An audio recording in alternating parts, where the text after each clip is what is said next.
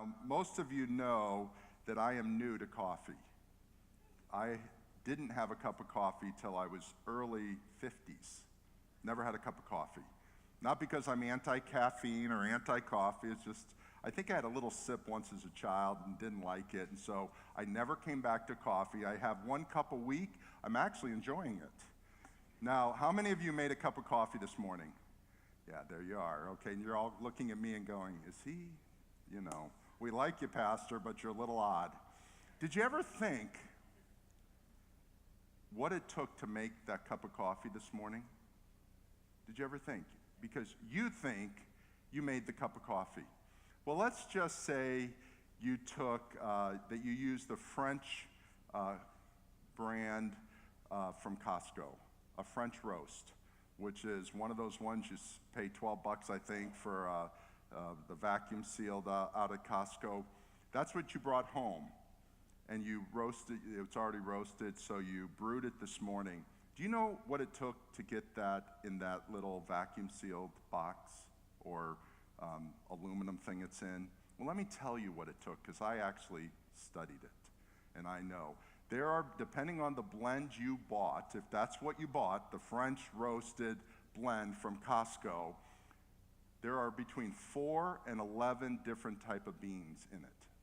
Those beans came from Brazil, Colombia, Venezuela, El Salvador, Guatemala, Costa Rica, and Honduras on this hemisphere. Also from Sumatra, Indonesia, and Vietnam in Eastern Asia. And then in Africa, Kenya, Uganda, Tanzania, and sometimes Congo and Zambia. That's where the beans came from. Now, in each of those countries, those beans are packaged in burlap and other type bags, 132 pounds each. Why 132 pounds? Because that's 60 kilos. Kilos are what the rest of the world use. We use pounds, so it's 60 kilos. They're put on ships. So from Asia, they're put on ships. They're shipped across the Pacific, and one of two things happen. Either they're taken to the port of Los Angeles, where longshoremen take them off the boat and onto railroad cars where they are shipped to outside Philadelphia, Pennsylvania. Every single bean outside Philadelphia. Or they're taken through the Panama Canal, up the Leeward Islands, up the Windward Islands, up the east coast of the United States to outside Philadelphia, where they're taken off the thing, put on a bus, on a truck, and trailered to York, Pennsylvania. The ones from South America obviously just come up the coast or come up the Caribbean, make it up there. The ones from Africa, you ever thought what it takes to get from Africa if you're a bean? You ever thought?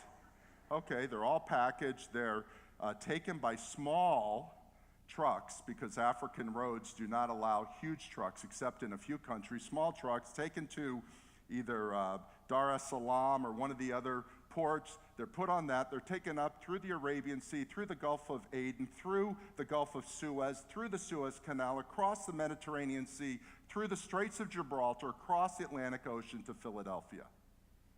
Now, when they all come together, they go to 4000 Espresso Way, York, Pennsylvania, where the largest processing plant of coffee exists in the world. And Costco has it.